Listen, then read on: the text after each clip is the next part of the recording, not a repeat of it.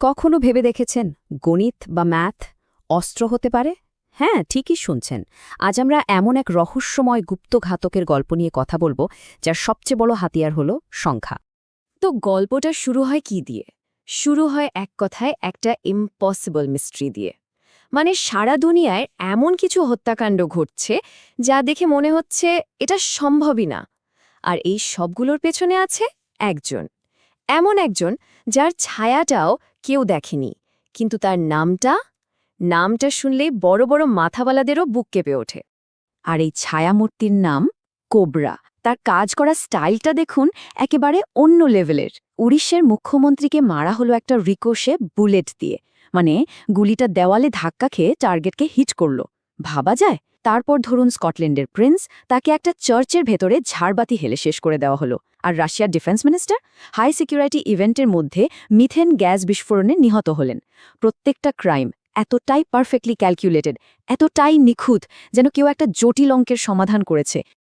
আসলে কোবরাকে শুধু একজন কিলার বললে ভুল হবে। সে একজন mathematical genius. Physics, maths, probability, এই সব সূত্রকে সে মারণাস্ত্র হিসেবে ব্যবহার করে। এমন সব কাণ্ড ঘটায় যা আমাদের সাধারণ চিন্তাভাবনার অনেক বাইরে। তার আসল পরিচয়টা কি তা কেউ জানে না, কিন্তু তার কাজগুলো একটা ভয়ঙ্কর বাস্তব। তাহলে প্রশ্ন আসে, এই কোবরাকে কন্ট্রোল করছে কে? এই সব কিছুর পেছনে কলকাঠি নাড়ছে একজনেই, রাজীব ঋষি। ঋষি কর্পোরেশনের রুথলেস সিইও। নিজের বিজনেস এম্পায়ারকে রক্ষা করার জন্য সে যে কোনো কিছু করতে পারে, যে কোনো কিছু। কিন্তু এই গল্পের আসল টুইস্ট কিন্তু রাজীব ঋষি নয়। আসল রহস্যটা লুকিয়ে আছে খোদ কোবরার পরিচয়ের ভেতরেই। আর এমন একটা সত্যি যেটা সামনে আসার পর পুরো খেলার সমীকরণটাই পাল্টে যাবে। কারণটা খুব সিম্পল। কোবরা আসলে কোনো সাধারণ কিলার না। তার এই পরিচয়ের পেছনে একটা বিরাট সিক্রেট আছে, একটা গভীর কষ্ট আর স্যাক্রিফাইসের গল্প। আর সেই সিক্রেটটা হলো, কোবরা আসলে একজন মানুষই নয়। কোবরা হলো দুজন আইডেন্টিক্যাল টুইন ব্রাদার্স, কার্তিক আর মণি। দুজনে মিলে একটা পরিচয় নিয়ে বেঁচে আছে। কার্তিক, যে হলো ম্যাথ জিনিয়াস, সে হলো আসল কোবরা, যে পর্দার আড়ালে থেকে সব কাজ করে। আর মণি, সে হলো হ্যাকিং প্রডিজি, যে পাবলিক ফেস, মানে দুনিয়ার সামনে যে মানুষটাকে দেখা যায়, সে হলো মণি। ভাবছেন কেন এমন জীবন? এর পিছনে একটা ট্র্যাজিক অতীত আছে। ছোটবেলায় মণি সেলফ ডিফেন্সে একজন পুলিশ অফিসারকে মেরে ফেলে।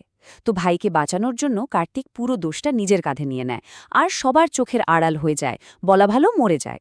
তাদের মা মৃত্যুর আগে কথা নিয়েছিলেন যে যাই হয়ে যাক তারা সবসময় একে অপরকে রক্ষা করবে, আর সেই প্রমিস রাখতেই তাদের এই অদ্ভুত জীবনযাপন। সবই ঠিকঠাক চলছিল হয়তো, কিন্তু গল্পটা এখানে একটা বিশাল মোড় নেয়, যখন ভাই তার নিজের ভাইয়ের সবচেয়ে বড় শত্রু হয়ে দাঁড়ায়। বিশ্বাস করা কঠিন, কিন্তু এটাই সত্যি। পুলিশকে যে অ্যানোনিমাস হ্যাকার কোবরাকে ধরার জন্য সাহায্য করছিল, সে আর কেউ নয়, সে খোদ মণি। হ্যাঁ, মণি নিজেই তার ভাই কার্তিককে ধরিয়ে দেওয়ার জন্য উঠে পড়ে লেগেছে।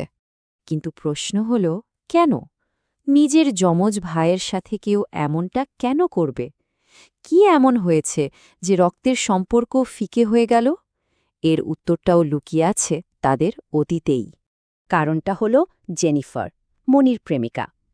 মনির ধারণা, জেনিফারের মৃত্যুর জন্য তার ভাই কার্তিকই দায়ী।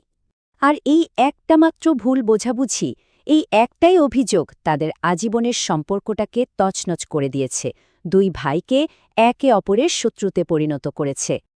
আর এই প্রতিশোধ নেওয়ার জন্য মণি একটা মাস্টার প্ল্যান তৈরি করে।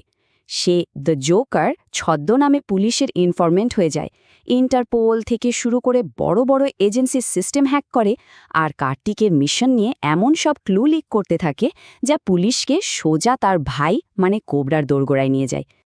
তো পরিস্থিতিটা একবার ভাবুন, তিনটে শক্তি এখন মুখোমুখি। একদিকে পুলিশ, অন্যদিকে ঋষি, আর তৃতীয় দিকে এই দুই ভাই। একটা ভয়ঙ্কর সংঘর্ষ যে হতে চলেছে, সেটা শুধু সময়ের অপেক্ষা। দেখুন, একদিকে আছে পুলিশ অফিসার আর্সেলান, যে মনির দেওয়া ইন্টেলের উপর ভিত্তি করে এগোচ্ছে। অন্যদিকে আছে ঋষি, যে চাইছে দুই ভাইকেই দুনিয়া থেকে সরিয়ে দিতে, যাতে তার কোনো চিহ্নই না থাকে। আর সবশেষে কার্তিক আর মনি, যারা নিজেদের শেষ বোঝাপড়ার জন্য মুখোমুখি। আর ঠিক এই ক্লাইম্যাক্সের মুহূর্তে আসল সত্যিটা বেরিয়ে আসে। জানা যায় জেনিফারকে আসলে খুন করেছিল তার নিজের বাবা, একজন কারাপ্ট পুলিশ কমিশনার। আর কার্তিক, সে এতদিন ধরে কোবরা হয়ে সেই খুনেরই প্রতিশোধ নিচ্ছিল নীরবে। এই সত্যিটা জানার পর মনির পৃথিবীটা যেন ওলট-পালট হয়ে যায়। যখন সব ভুল বোঝাবুঝি দূর হয়ে গেল, তখন এক ভাই এমন একটা চূড়ান্ত সিদ্ধান্ত নেয় যা তাদের দুজনের ভাগ্যকেই চিরকালের মতো লিখে দেবে। এটা হলো চরম স্যাক্রিফাইসের মুহূর্ত। কার্তিক, সে কোবরার পুরো পরিচয়টা নিজের ওপর নিয়ে নেয়। সমস্ত অপরাধের দায় সে একা স্বীকার করে। এমনভাবেই সবটা সাজায় যাতে মনে হয় সেই একমাত্র ভিলেন। কেন?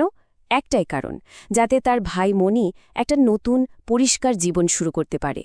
ভাইকে বলার তার শেষ কথাগুলো ছিল, এখন মনি হয়ে বাঁচো, মানে আর কোনো দ্বৈত জীবন নয়, শুধু নিজের পরিচয়ে বাঁচো। এই ছোট্ট একটা লাইনেই তার সবটুকু ভালোবাসা আর আত্মত্যাগ লুকিয়েছিল। সে ভাইকে তাদের শেয়ার করা অভিশপ্ত জীবনটা থেকে মুক্তি দিয়ে গেল, চিরকালের জন্য। যেই জীবনটা দুজন মিলে শুরু করেছিল, তার শেষটা হল একজনের স্যাক্রিফাইসে, 2 থেকে 1। শেষে শুধু একজনই রইল, একটা সম্পূর্ণ জীবন বাঁচার জন্য। এ পরিণতিটা সত্যিই মন খারাপ করে দেয়। গল্পটা তো শেষ হয়ে গেল, কিন্তু একটা প্রশ্ন রেখে গেল। এক জীবনের বিনিময়ে আরেকটা জীবন, এটাকে কি জাস্টিস বলা চলে? এই প্রশ্নটার উত্তর হয়তো এক একজনের কাছে এক এক রকম হবে। ভাবার মতো একটা বিষয়, তাই না?